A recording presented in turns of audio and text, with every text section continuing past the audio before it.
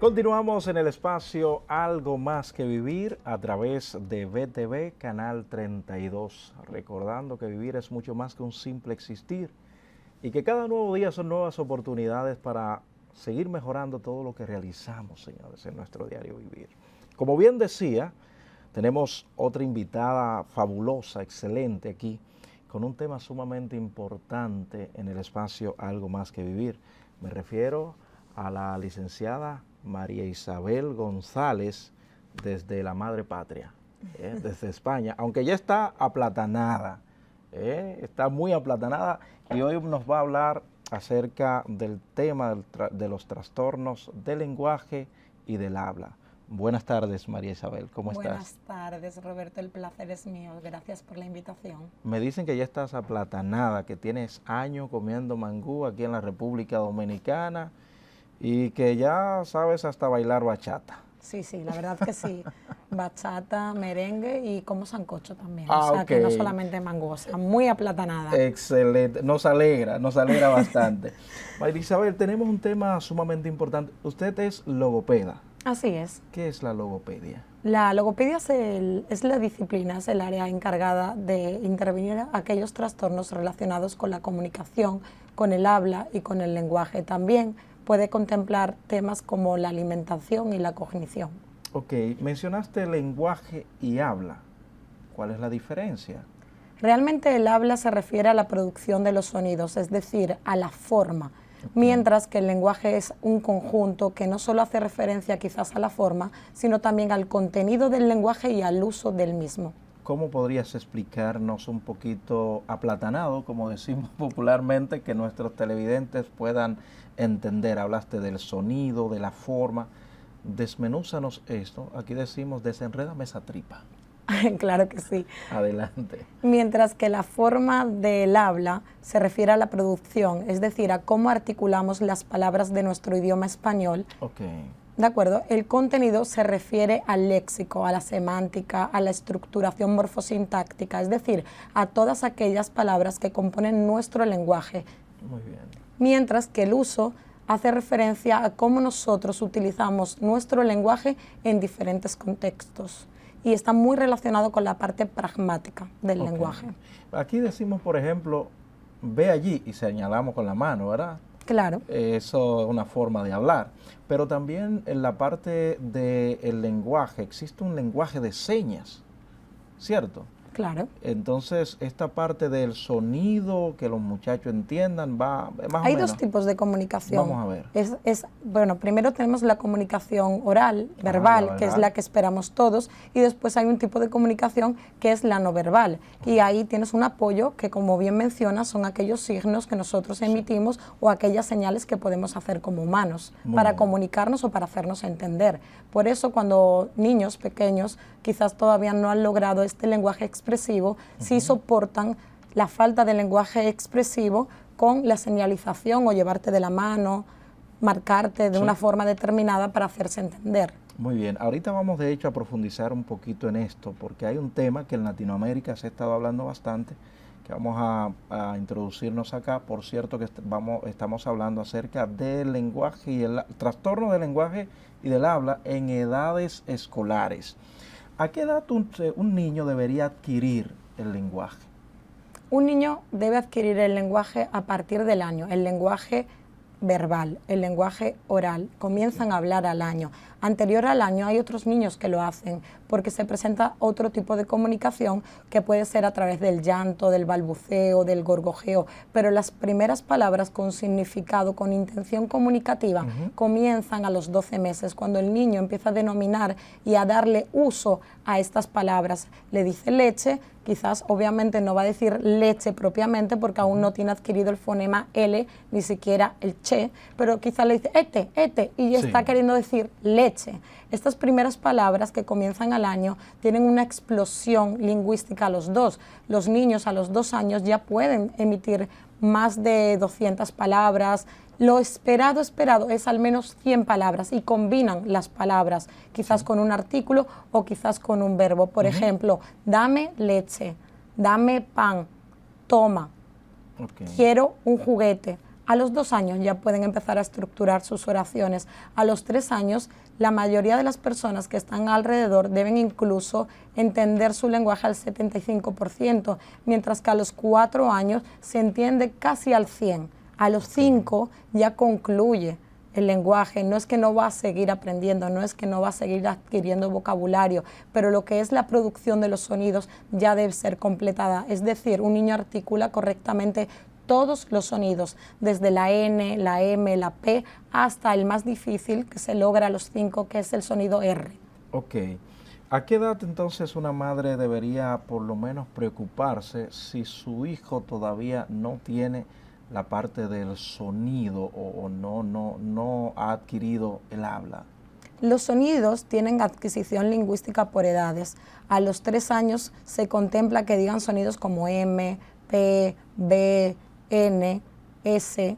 A los 4 años va completando otro tipo de sonidos como F, como el sonido G, como el sonido J, L. Y a los 5 años sonidos más difíciles, como le mencionaba, que contemplan la R, que también son los grupos consonánticos que se forman con R o con L. Entonces ya si a los 3 años usted entiende que su hijo no está mencionando las palabras como debería, o usted ve una diferencia en cuanto a los niños de su edad, no es que se preocupe, pero sí que comienza a ocuparse, a investigar, incluso a acudir al profesional que amerita, que en este caso es el logopeda. Muy bien. Por eso es que algunos niños o algunas personas, por ejemplo, le dicen chela o chelo. Cuando los niños precisamente todavía no pueden formar esas oraciones. ¿Cómo tú te llamas? Consuelo, bueno, chelo. Y Ramón o Moncho, en fin, ellos acortan todo esto. Pero hay algo, María Isabel, que se ha estado dando, que precisamente te mencionaba en Latinoamérica. Hay una preocupación, según algunos estudios, a veces la gente cree que solo en República Dominicana. Los niños que a veces no entienden o no logran entender lo que ellos escuchan. Y no entienden, han hecho mucho énfasis en esto, por cierto, en la edad escolar, de que no entienden lo que ven. ¿Ustedes tienen que trabajar también con eso?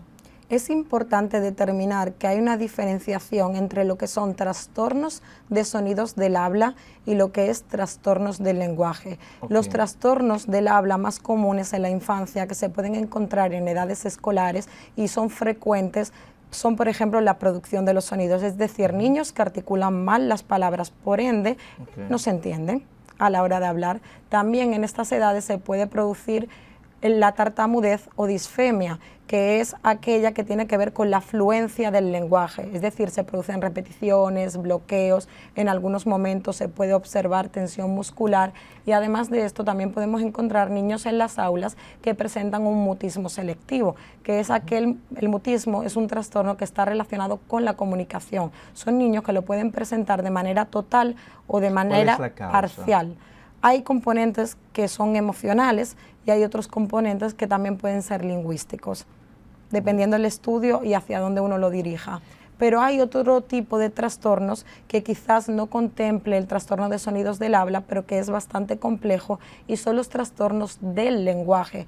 Dentro de los trastornos del lenguaje hay que atender a diferentes dimensiones del lenguaje. Está el niño que no tiene suficiente vocabulario y por esto no puede comunicarse con total fluencia. Y también está aquellos niños que, además de presentar una dificultad para la adquisición del léxico, también presentan dificultades para estructurar a nivel gramatical o a nivel morfosintáctico, y por ende da dificultades con la descripción, con la narración, contarte experiencias, poder atender a sucesos comunicativos. Entonces es un trastorno del lenguaje. Las niñas, es una pregunta que me encanta hacer, ¿aprenden a hablar más temprano que los niños? Hay estudios que dicen que no y otros en contraposición que dicen que sí. Mi experiencia ha sido que sí, que las niñas aprenden a hablar antes, aprenden a hablar más claro, su lenguaje es más nítido y la producción más exacta. Y nosotros hay que creyendo que siempre tenemos la razón. Pero esa es mi experiencia. Hay otros que quizás puedan decir todo lo contrario. Muy bien.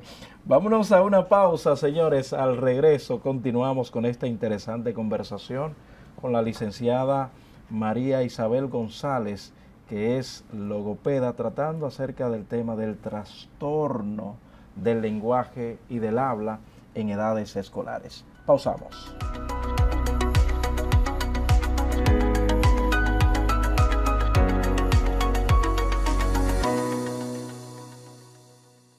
Estamos de regreso en el espacio Algo Más que Vivir con esta interesante entrevista con la licenciada María Isabel González, que es logopeda y nos está tratando el tema de los trastornos de habla y lenguaje en edades escolares. Quisiera que nos dijeras de manera puntual las principales causas de estos trastornos del habla y del lenguaje. María Isabel. Claro, podemos tener causas de tipo neurológico, médico, también podemos tener causas de tipo ambiental y otras causas de tipo genético. Muy bien. En esta parte que decías de genético y estas causas, un niño o una niña que sea víctima de abuso sexual puede presentar algún trastorno del lenguaje y del habla. Sí, pudiera darse el caso de que puedan presentar algún tipo de mutismo, ya sea selectivo o un mutismo total. La diferencia es que el niño, cuando presenta un mutismo total, no habla con nadie, ni con sus padres, ni con sus hermanos, ni con los niños que están alrededor en su colegio, mientras que cuando se da el mutismo selectivo, el niño selecciona de manera puntual con quién habla. Muy bien. Los neurólogos han coincidido y otros especialistas que si un niño tiene una caída y se golpea la zona occipital puede afectarle la vista. ¿Podría pasar lo mismo con el área del Broca, que es donde se generan las palabras, para esto generar ciertos tipos de trastornos del lenguaje y del habla? Claro, nosotros como logopedas siempre dentro de nuestra historia clínica tenemos preguntas muy relevantes que son aquellas que están relacionadas con las caídas que ha sufrido el niño en su infancia. ¿Por qué? Porque cualquier tipo de caída puede afectar o lesionar el cerebro y de ahí poder tener un trastorno el niño. Excelente, y esto me conecta con lo siguiente, María Isabel. ¿Cómo ustedes realizan un diagnóstico para un niño con trastorno del lenguaje o del habla? Lo primero que hacemos es una entrevista clínica con la familia para recoger toda la historia clínica que está relacionada con el niño, desde lo académico, lo médico, lo neurológico. Es muy importante conocer también si el niño ha asistido o ha tenido una visita al otorrino para saber cómo está su audición, para saber cómo aprende, o sea que dentro de esa entrevista clínica recogemos todos los campos que son relevantes para nuestra competencia. Mencionó el tema del otorrino, o sea, un niño que tenga dificultades para escuchar va a traducirse en trastorno del habla. Claro, pero porque hay una causa que es la causa auditiva. Si se corrige la audición, el lenguaje obviamente va a presentar un avance más significativo en la trayectoria de la terapia. Muy bien. ¿Cómo entonces manejar esta parte terapéutica que usted precisamente termina de mencionar para mejorar la situación de un niño que tenga trastorno del habla o del lenguaje? Es importante en este caso conocer aquellas señales de alerta que nos determinan a nosotros a llevar a nuestro hijo al especialista. Un bebé cuando nace se comunica a través del llanto, como decía, pero a medida que va creciendo hay otras señales que detonan una alerta de los padres de que algo no está bien. Por ejemplo, cuando no responde a su nombre, cuando no presenta intención comunicativa, cuando además de eso no sigue instrucciones y no empieza a verbalizar las palabras. Entonces, si esto está sucediendo al año, que no responde a su nombre cuando le llamas, que le das una instrucción y él no sigue esa instrucción que le has dado porque quizás no la comprende, cuando aún no tiene palabras a nivel expresivo, a nivel oral, ya nos está diciendo a nosotros que algo no está bien. Muy bien, he visto casos de que si en un hogar se habla en un tono elevado, el niño prácticamente asume esto y también habla con el tono muy alto, y cualquiera diría, bueno, hay problemas auditivos acá, que este muchacho tiene que hablar así, o los padres dicen, ese muchacho no le oye a nadie.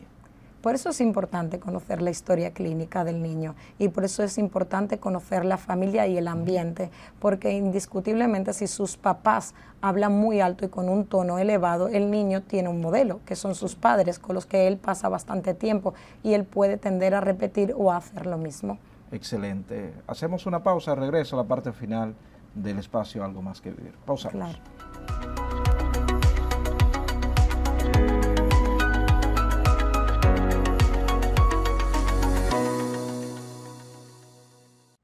Estamos en la parte final del espacio Algo Más que Vivir. Hemos tenido 2 entrevistas sumamente interesantes y en esta última parte conversando con la licenciada María Isabel González, que es logopeda, tratando el tema acerca de los trastornos del lenguaje y del habla en etapa escolar. ¿Cuáles son las preguntas más frecuentes con las que llevan los padres a su consultorio? La más frecuente es ¿por qué mi hijo no habla? O mi hijo tiene 2 años y no habla absolutamente nada. Esa es una de las más frecuentes. Otra de los casos que atendemos mucho en consulta es ¿por qué mi hijo no pronuncia la R? Ah, sí. Y las comparaciones, pero fulanito comenzó a hablar, a los tantos años ya fulano hablaba. Muchas veces me dicen, su hermanita hablaba como un periquito y él no habla absolutamente nada. Y yo me quedo, entiendo, pero ahora vamos a analizar las circunstancias en las que habló su hermana y las circunstancias en las que habla este niño. Muy bien. Hoy en día se trabaja todo colegiado. Creo que en esta parte de los infantes, los pediatras también tienen una gran responsabilidad de referir oportunamente a los niños, a los logopedas. Lo hacen poco. No le llega mucho por referimiento de pediatras. Wow, qué pregunta con tanto compromiso a nivel social. Como dice y este muchacho, nivel... se la puse difícil, ¿eh? Realmente cada vez los pediatras están más actualizados de lo que significan los trastornos del habla y del lenguaje y lo que supone un referimiento tardío. En mi experiencia me refieren muchos pediatras, pero igualmente a aquellos que no lo hacen, le hacemos el llamado para que deriven al profesional oportuno, que en este caso si llega un niño a consulta y el niño no habla a los 2 años o al año y medio, ya es bueno referir al logopeda. Así como cuando al niño le duele la cabeza y el papá lo atiende con el neurólogo, tiene un dolor de oídos y lo lleva al otorrino, si su hijo no habla, llévelo al logopeda, no le pregunte a la tía, ni a la abuela, ni a la vecina, ni a la profesora, ni a la psicóloga del colegio. Llévelo al especialista oportuno. Una pregunta, si es mito o realidad, que en el hogar donde hay muchos muchachos, los niños comienzan a hablar más temprano. Yo creo que es cierto. Todo aprendizaje es basado en la experiencia. Aprendemos cuando experimentamos. Muy bien. Decir, María Isabel, que esto mientras más lo hablamos, más profundo es. Pero ya para cerrar, no quiero que te vayas sin la siguiente pregunta a propósito de lo que tú planteabas. Hoy los padres y los niños hablan menos por el tema de los dispositivos. Esto es un factor que podría hoy en día afectar el lenguaje y el habla. Sin duda. Afecta al habla y afecta al lenguaje. A ningún niño se le debería entregar un dispositivo antes de los 2 años. Gracias. Sí, continúe. Y los niños constantemente están con dispositivos electrónicos donde ellos son pasivos, no son activos. Entonces así no se puede aprender a hablar. Para hablar, aprendemos gracias. Hablando. De verdad que sí. Muchísimas gracias por estar aquí con nosotros en el espacio Algo Más que Vivir. Excelentes orientaciones a los padres a propósito que hace unos días inició este nuevo año escolar y yo creo que será de mucho beneficio a estos padres que a esta hora de la tarde han permanecido en la sintonía con nosotros. ¿Cómo pueden contactarle a usted? ¿Cómo pueden seguirle en sus redes si alguien requiere de sus servicios? Pueden seguirnos en nuestras redes, Fabulari RD. Fabulari RD. RD, en Instagram. Fabulari es el centro donde... Fabulari Espacio Terapéutico, pero en las redes nos encuentran como Fabulari RD. Ahí está. Sigan a María Isabel, pregúntenle, señores, sobre este tema de los trastornos del lenguaje y del habla. A ustedes las gracias por permanecer en la sintonía con nosotros, con el espacio Algo Más que Vivir. Continúe con la programación de BTV Canal 32. Será hasta un próximo encuentro. Gracias.